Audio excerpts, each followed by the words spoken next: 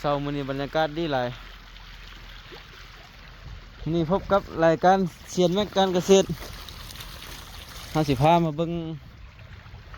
การเกลือปลาหน่อยอันนี้ได้เน็ตไอดอลเขาว่ากัน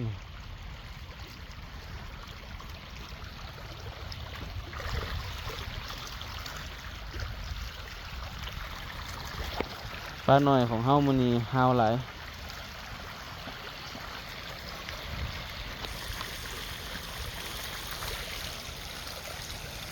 ตัวเหลืองทองเพราะว่าน้ำมันขุ่นอันนี้มันเสียงเต็มอันนี้จะได้เข้าบ่นกโปได้ไหมเกลือปลามื้อนี้เบาๆเนาะ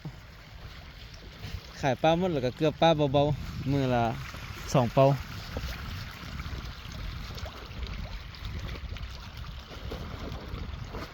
ตอนขายปลาเราสิเป็นสีใต้นะ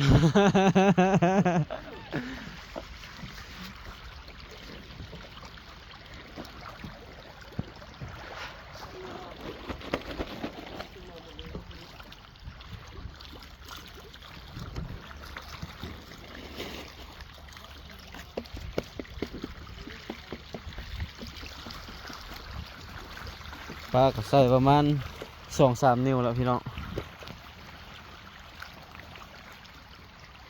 คาดการไว้อีกประมาณ4 เดือนก็ได้ขายแล้ว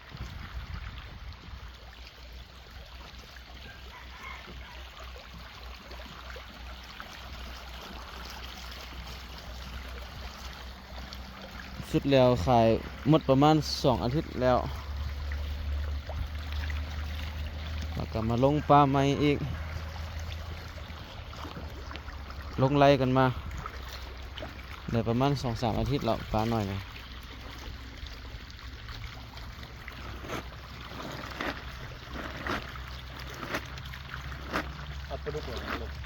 โอ้ลงทางปลาดุกปลานิ่นนะคือดำนี่เหรอตัวนี้2 ตัวนะ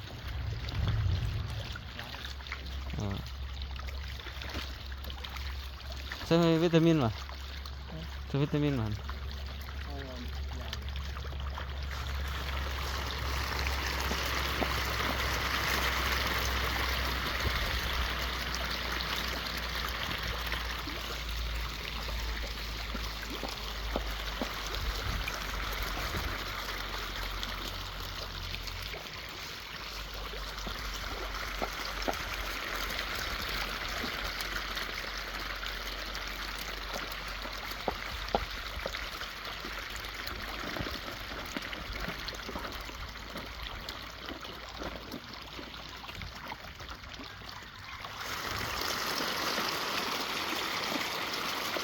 สุดยอดพี่น้อง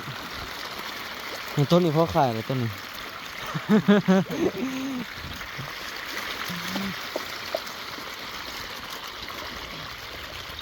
น้ำของก็เริ่มลงละเบิ่งแต่ว่าพายุเขาอีกมื้ออื่นมื้อฮื้อนี่สิเป็นจังได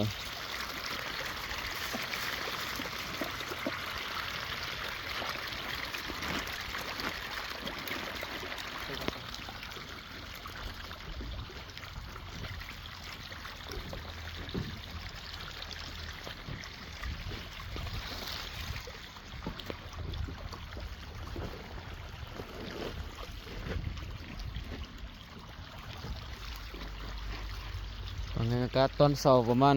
7:30พี่น้องเฮาก็มาเกลือปลา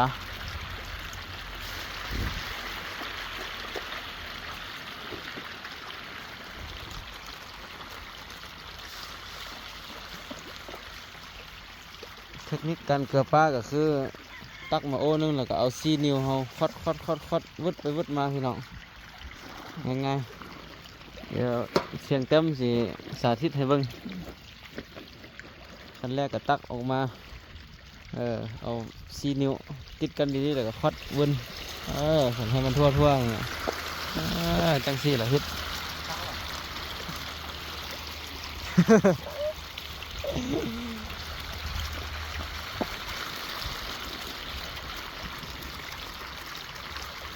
คอกนึงนี่ครับปล่อยประมาณ 6,000 ตัว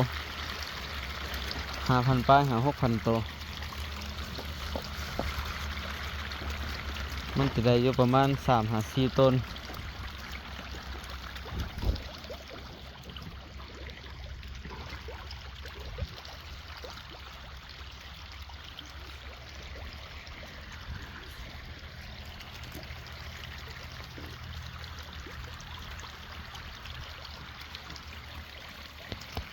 ปลามันหิวอาหาร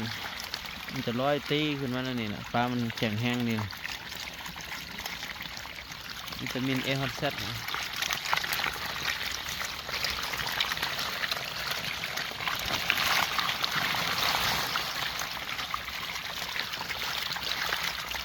อันนี้ปลาแข็งแห้งเขาเอิ้นนะ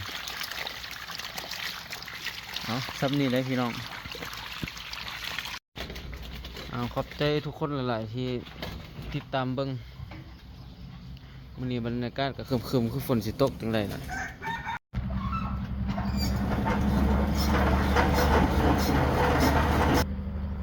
มื้อนี้ก็ถ่ายคลิปไปนำเฮ็ดเวียกไปนำพี่น้องจะได้ก็ฝากกดไลค์กดแชร์ติดตามเด้อติดตามเน็ตไอดอลยูทูบเบอร์อินฟลูเอนเซอร์